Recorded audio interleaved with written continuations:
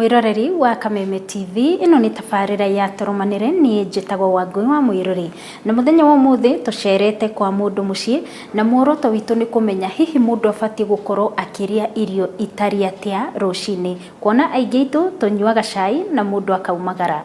Njitagwo Njeri wa Nguma na ndutaga wira Radiant Lifestyle Center na thomeire wira wa kumenya irio no ria iteithagia mwiri wa mundu na andu aingi moraga ni tondu matiui.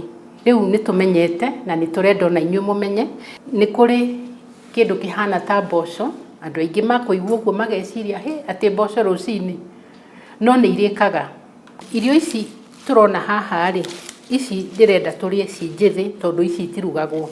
Ici nacio ndirenda tuonanie uria cithambagio nigetha itigakorwo ciina dawa icio cia kuhurwo ni aria makirimaga. O gikombe kimwe kia mai tugekira giciko kimwe gia cumbi. Uguo ni kuga indo iria ci mugunda wathambia na cumbi ni waheria chemical iyo. Ni weheria chemical iyo. Riria wekira gitunguru riko nigetha kihie ndukareke kigaruruke rangi. Tukire garlic na ginger nigetha igie na mucamo mwega. Marangi maya matatu ni dawa ya cancer.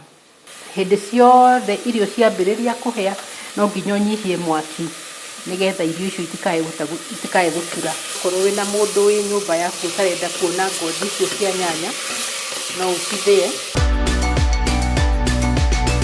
Tukire mboco citu thutha.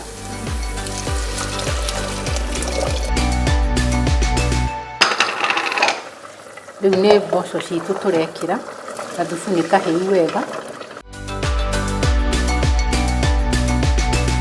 na kindu gitagwo turmeric ni kindu kia bata muno tondu nikigiragiriria mwiri gukorwo wina uimbo.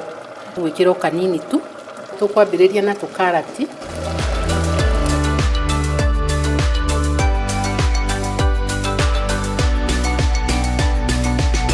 tugwikira indo ici ingi ciothe.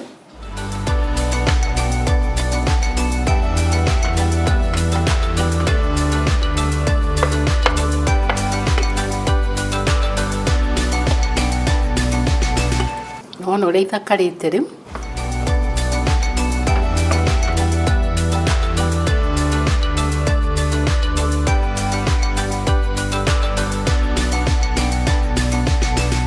irio citu ni ciahia.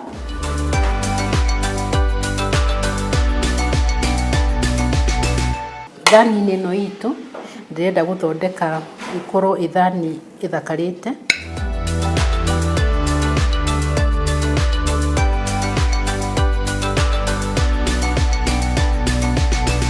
Riu ni ndirenda kuyuria thani itu irio.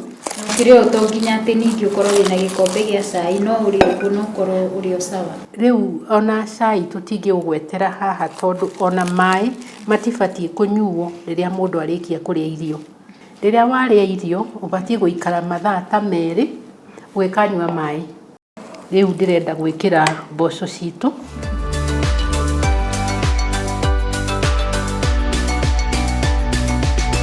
Mwiroreri tukehoka ati ni wathoma oroka undu na wakimenya uria ugibatie gukiria irio cia rucini uu ati ona watinda muthenya ndukuigwa uri muhutu ati ni urabatara kuria kindu kingi.